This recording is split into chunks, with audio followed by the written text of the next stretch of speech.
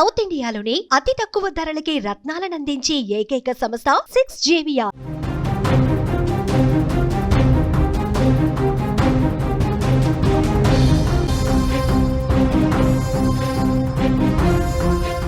కేంద్రం జీఎస్టీ తగ్గించడంతో దేశ ఆర్థిక వ్యవస్థకు ఒక బూస్టర్ డోస్ ఇచ్చినట్టుంది. మధ్యతరగతి వారికి కేంద్రం భారీ ఊరట కల్పించింది. బైకులు కావచ్చు, వాషింగ్ మిషన్లు, టీవీలు చాలా చౌకగా రాబోతున్నాయి. 350cc బైకులపై 28% నుంచి 18% పన్ను తగ్గించారు. 10,000 రూపాయల వరకు బైకులపై ఆదా రాబోతోంది. అలాగే గృహోపకరణాల మీద కూడా పన్ను 18% తగ్గబోతోంది.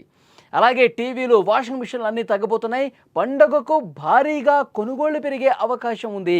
ప్రజల కొనుగోలు శక్తి పెంచడమే లక్ష్యంగా కేంద్రం ఈ ఊరట కల్పించింది.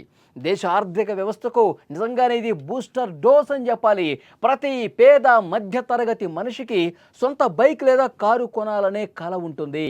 ఇంట్లో కొత్త టీవీ లేదా వాషింగ్ మిషన్ కొనుక్కోవాలనే ఆశ ఉంటుంది. అది అధిక ధరలను మనల్ని వెనక్కి లాగుతూ ఉంటాయి. అంత పెట్టి కొనడం ఎందుకు, అంత డబ్బులు ఇప్పుడు పెట్టాలా, నెక్స్ట్ పండుగ కొనుక్కుందాంలే, ఇలాంటి ఆలోచనలు మధ్యతరగతి ప్రజలు చేస్తారు. షోరూమ్లకు వెళ్తారు, రేటు చూసి మళ్ళీ కొందాంలే, ఇంత డబ్బు ఇప్పుడు పెట్టడం అవసరమా అనుకుంటారు. కానీ ఇప్పుడు కేంద్రం తీసుకొచ్చినటువంటి ఈ పన్ను తగ్గింపులతో ఉత్సాహం వస్తుంది. కొనాలన్నటువంటి ఆ ఉత్సాహం రెట్టింపయ్యే పరిస్థితుంది. ఆ కళలకు రెక్కలు తొడిగే అవకాశం కనిపిస్తుంది. ఎందుకంటే కేంద్ర ప్రభుత్వం జీఎస్టీలో కొన్ని కీలకమైనటువంటి మార్పులు తీసుకొచ్చింది. మనలాంటి సామాన్య ప్రజలకు ఇది లాభం చేకూర్చబోతోంది. ముఖ్యంగా వాహనాలు, గృహోపకరణాల ధరలు గణనీయంగా తగ్గబోతున్నాయన్నది ఈ జీఎస్టీ మార్పుల వల్ల మనకు అర్థమవుతుంది. ఇంతవరకు బైకుల మీద, ఇంట్లో వాడే ఎలక్ట్రానిక్ వస్తువులపై ఎక్కువ పన్ను ఉండేది. ఇప్పుడు జీఎస్టీ కౌన్సిల్ నిర్ణయంతో భారీగా తగ్గింది. సామాన్యుడి జేబుకు పెద్ద ఊరట అని చెప్పాలి. ఇంతవరకు 350cc వరకు ఉన్న మోటార్ సైకిల్ కావచ్చు, రవాణా కోసం వాడే మోటార్ వాహనాలపై 28% పన్ను ఉండేది. ఇప్పుడు 18% తగ్గించారు. దీనివల్ల బైకుల ధరలు తగ్గిపోతాయి. ఉదాహరణకు మీకు ఎగ్జాంపుల్ కూడా చెప్తా. 1,00,000 రూపాయల బైకు కొనాలి అనుకుంటే ఇప్పుడు దానిపై 10,000 రూపాయల దాకా ఆదా అవుతుంది. ఇకపై మన పిల్లలకు బైకు కొనివ్వటం లేదా సొంత బైకు కొనుక్కోవటం అనేది కొద్దిగా సులభం అవుతుంది అని చెప్పక తప్పదు. కొత్త టీవీ లేదా వాషింగ్ మిషన్ కొనాలంటే చాలా ఆలోచిస్తుంటాం కదా మనం. ఆ భయం లేదు ఇప్పుడు. టీవీలు 32 ఇంచెస్ పైన, ప్రొజెక్టర్లు కావచ్చు, వాషింగ్ మిషన్లు కావచ్చు, 28% పన్నుండేది ఇప్పుడు 18%కి తగ్గింది. దాదాపు 10% పన్ను తగ్గిందనమాట. దీనివల్ల వస్తువుల ధరలు గణనీయంగా తగ్గుతాయి. పండుగ సీజన్కు ముందు వచ్చిన ఈ నిర్ణయంతో ప్రజలు సంతోషం వ్యక్తం చేస్తూ ఉన్నారు. ఇక సంతోషంగా మనం షాపింగ్ చేసుకోవచ్చు. ప్రతి వస్తువు మీద 10 నుంచి 20,000 రూపాయల వరకు మనం తగ్గించుకోవచ్చు అని చెప్పి ప్రజలంతా భావిస్తూ ఉన్నారు. ఈ నిర్ణయాలు కేవలం ధరలు తగ్గించడమే కాదు, మన ఆర్థిక వ్యవస్థను ముందుకు నడిపించే ఒక చోదక శక్తిగా ఇది మారే అవకాశం ఉంది. ప్రజల కొనుగోలు శక్తి పెరిగితే మార్కెట్లు పుంజుకుంటాయి, ఎప్పుడు కళకళలాడుతూ ఉంటాయి. దేశాభివృద్ధికి ఇది చాలా అవసరం. భారత ప్రభుత్వం జీఎస్టీని తగ్గించడం వెనుక ఇంకొక బలమైన కారణం ఏంటి అంటే, పండగ సీజన్ వస్తున్నటువంటి సమయంలో ప్రజల కొనుగోలు శక్తి పెంచడం ఒకటి. పన్నుల భారం తగ్గితే ప్రజలు ఎక్కువగా వస్తువులు కొంటారు, దేశీయ వాణిజ్యం ఊపందుకుంటుంది, కంపెనీల ఆదాయం పెరుగుతుంది, కొత్తగా ఉద్యోగ అవకాశాలు కూడా పెరుగుతాయి. ఇది దేశ ఆర్థిక వ్యవస్థకు ఒక బూస్ట్ లాగా పనిచేస్తుందన్నమాట. జీఎస్టీ కౌన్సిల్ తీసుకున్న ఈ నిర్ణయం వల్ల ప్రభుత్వానికి కొంత ఆదాయం తగ్గినా దానికంటే ఎక్కువ లాభాలు దేశ ఆర్థిక వ్యవస్థకు చేకూరుతాయి. దాదాపు ఒక 90,000 కోట్ల రూపాయలు ఈ తగ్గింపుల వల్ల ప్రభుత్వం మీద భారం పడుతుంది. కానీ ప్రజల్లో కొనుగోలు శక్తి పెరుగుతుంది కాబట్టి ప్రజలు ఈ పండగ సీజన్లో మాత్రమే కాదు, మిగతా సందర్భాల్లో కూడా రేట్లు తగ్గితే దాని మీద ఖర్చు పెడతా ఉంటారు, వస్తువులు కొంటూ ఉంటారు. ఇది దేశ ఆర్థిక వ్యవస్థకు ఒక బలం చేకూర్చే వ్యవస్థ. అంటే చైన్ లింక్ అనమాట. మొత్తం మనం వస్తువులు కొంటూ ఉంటాం, వస్తువులు కంపెనీల దగ్గరికి వెళ్తూ ఉంటాయి, కంపెనీలు ప్రభుత్వానికి వెళ్తూ ఉంటాయి. సో ఇట్లా ఈ చైన్ లింక్ వ్యవస్థ వల్ల డబ్బు అనేది, సంపద అనేది మార్కెట్లో బాగా తిరగటం వల్ల ఏంటంటే దేశ ఆర్థిక వ్యవస్థకు ఒక టానిక్ లాగా, ఒక బూస్ట్ లాగా పనిచేస్తుంది. సో జీవన ప్రమాణాలు పెరగటానికి ఇది దోహదపడుతుందని చెప్తున్నారు. ప్రభుత్వానికి ప్రజల పట్ల ఉన్న బాధ్యతను కూడా తెలియజేస్తుంది. ఈ నిర్ణయాల వల్ల ఆర్థిక వ్యవస్థ మరింత ముందుకు వెళుతుంది అనటంలో డౌటే లేదు.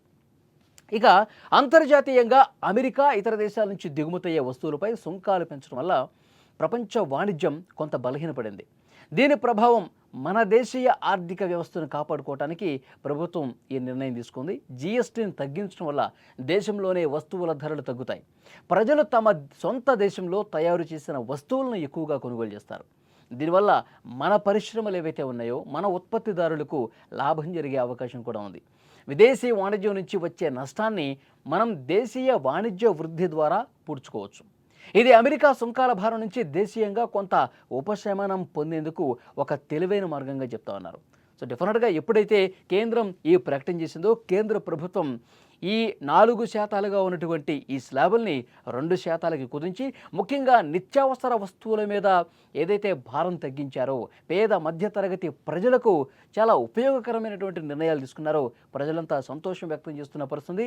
ఎప్పుడో దీపావళికి ఒక బొనంజ రాబోతుంది, దీపావళి పండుగ కోసం ఒక గిఫ్ట్ ఇద్దామని చెప్పి కేంద్రం భావించింది. కానీ ఇది దీపావళి బొనంజాయి కానీ చూడాలి, కానీ ఇంకా ముందుగే ఇది అమలయ్యే అవకాశం ఉంది. ఈ నెల 22 నుంచి ఈ కొత్త పన్ను విధానం అమలు కాబోతుందని కూడా ఒక స్పష్టమైనటువంటి ప్రకటన వచ్చింది. సో డెఫినెట్గా సామాన్య ప్రజలకు, మనలాంటి సామాన్య మధ్యతరగతి ప్రజలకు చాలా ఒక అద్భుతం అయినటువంటి, అంటే వాళ్ళ జీవన ప్రమాణాలు మెరుగుపరుచుకునే దాంట్లో భాగంగా ఒక గొప్ప మార్పుగా, ఒక టర్నింగ్ పాయింట్గా దీన్ని చెప్తా ఉన్నారు. సో చాలా అంటే చాలా రెట్లు తగ్గితే ముఖ్యంగా విద్యకు సంబంధించి కూడా, ఆరోగ్యానికి సంబంధించి కూడా చాలా వరకు తగ్గింపులు జరిగినాయి. కొన్ని చోట్లయితే జీరో చేసేసారు. ఇప్పుడు ఇన్సూరెన్స్లు అనుకోండి, జీవిత బీమా కావచ్చు, తర్వాత హెల్త్ బీమా కావచ్చు, ఈ ఇన్సూరెన్స్లు కూడా పూర్తిగా జీఎస్టీ అనేది జీరో అయిపోయింది. ఇంకా విద్యకు సంబంధించి సో స్కూల్స్కి కాలేజ్కి వెళ్ళేటువంటి స్టూడెంట్స్కి వాళ్ళ పెన్సిల్ కావచ్చు, ఎరేజర్లు కావచ్చు, గ్లోబ్స్ కావచ్చు, చార్ట్లు కావచ్చు, ఇలాంటి వస్తువులన్నింటి మీద కూడా భారం బాగా తగ్గించేశారు.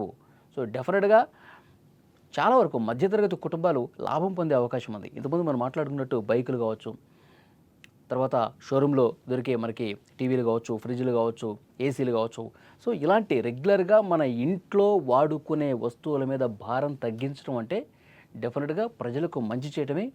భారత ప్రభుత్వం ప్రజల కోణంలో ఆలోచించి ప్రజలకు ఏదో ఒక విషయంలో మనం మంచి చేయాలి, ప్రజల జీవన ప్రమాణాలు మరింత మెరుగ్గా ఉండాలంటే ఇలాంటి మార్పులు తప్పనిసరిని భావించింది కాబట్టి ఇలాంటి నిర్ణయాలు తీసుకున్నారు. సో డెఫినెట్గా ప్రజలంతా సంతోషం వ్యక్తం చేస్తూ ఉన్నారు.